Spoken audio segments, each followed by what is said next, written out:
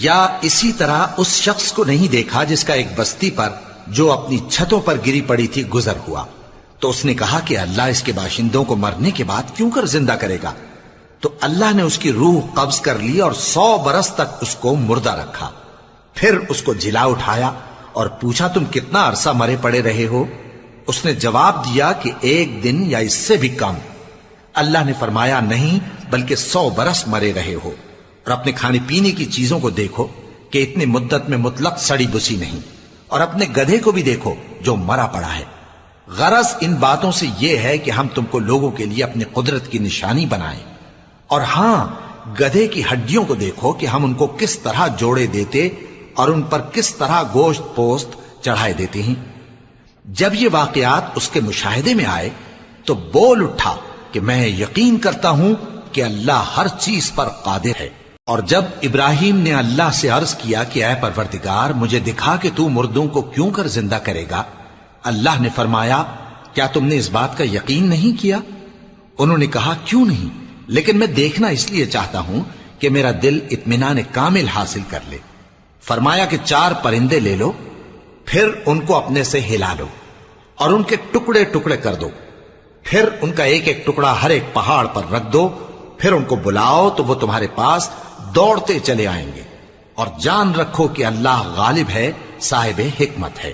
جو لوگ اپنا مال اللہ کی راہ میں خرچ کرتے ہیں ان کے مال کی مثال اس دانے کی سی ہے جس سے 7 بالیں اگیں اور ہر ایک بال میں 100 دانے ہوں. اور اللہ جس کے اجر کو چاہتا ہے اور زیادہ کرتا ہے، اور اللہ کشائش والا ہے، سب کچھ جاننے والا ہے. جو لوگ اپنا مال اللہ کے راستے میں صرف کرتے ہیں پھر اس کے بعد نہ اس خرچ کا کسی پر احسان رکھتے ہیں اور نہ کسی کو تکلیف دیتے ہیں، ان کا صلہ ان کے پروردگار کے پاس تیار ہے. اور قیامت کے روز نہ ان کو کچھ خوف ہوگا اور نہ وہ غمگین ہوں گے. جس خیرات کے دینے کے بعد لینے والے کو ایذا دی جائے اس سے تو نرم بات کہہ دینی اور درگزر کرنا بہتر ہے. اور اللہ بے نیاز ہے، بردبار ہے. مومنوں، اپنے صدقات و خیرات احسان رکھنے اور ایذا دینے سے اس شخص کی طرح برباد نہ کر دینا جو لوگوں کو دکھاوے کے لیے مال خرچ کرتا ہے اور اللہ اور روز آخر پر ایمان نہیں رکھتا. تو اس کے مال کی مثال اس چٹان کی سی ہے جس پر تھوڑی سی مٹی پڑی ہو اور اس پر زور کا مے برس کر اسے صاف کر ڈالے. اسی طرح یہ ریاکار لوگ اپنے اعمال کا کچھ بھی صلہ حاصل نہیں کر سکیں گے، اور اللہ ایسے ناشکروں کو ہدایت نہیں دیا کرتا. اور جو لوگ اللہ کی خوشنودی حاصل کرنے کے لیے اور خلوص نیت سے اپنا مال خرچ کرتے ہیں ان کی مثال ایک باغ کی سی ہے جو اونچی جگہ پر واقع ہو. جب اس پر زور کا مے پڑے تو دگنا پھل لائے، پھر اگر مے نہ بھی پڑے تو خیر پھوار ہی صحیح. اور اللہ تمہارے کاموں کو دیکھ رہا ہے. بھلا تم میں کوئی یہ چاہتا ہے کہ اس کا کھجوروں اور انگوروں کا باغ ہو جس میں نہریں بہ رہی ہوں اور اس میں اس کے لیے ہر قسم کے میوے موجود ہوں، اور اسے بڑھاپا آ پکڑے اور اس کے ننھے ننھے بچے بھی ہوں، تو ناگہاں اس باغ پر آگ کا بھرا ہوا بگولا چلے پس وہ جل جائے. اس طرح اللہ تم سے اپنی آیتیں کھول کھول کر بیان فرماتا ہے تاکہ تم سوچو اور سمجھو.